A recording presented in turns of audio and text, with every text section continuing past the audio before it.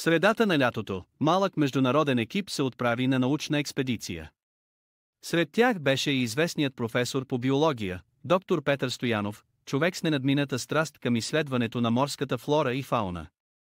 Доктор Стоянов вярваше, че морето крие много тайни и беше решил да проучи един от най-слабо изследваните райони, където мистериозно изчезваха морски видове. Мястото пазеше в тайна. Преди един час, радиовръзката с професор Стоянов внезапно се загуби. Последните му думи бяха, че е направил сензационно откритие. Всички опити да бъде открит се оказаха напразни. От професора нямаше и следа.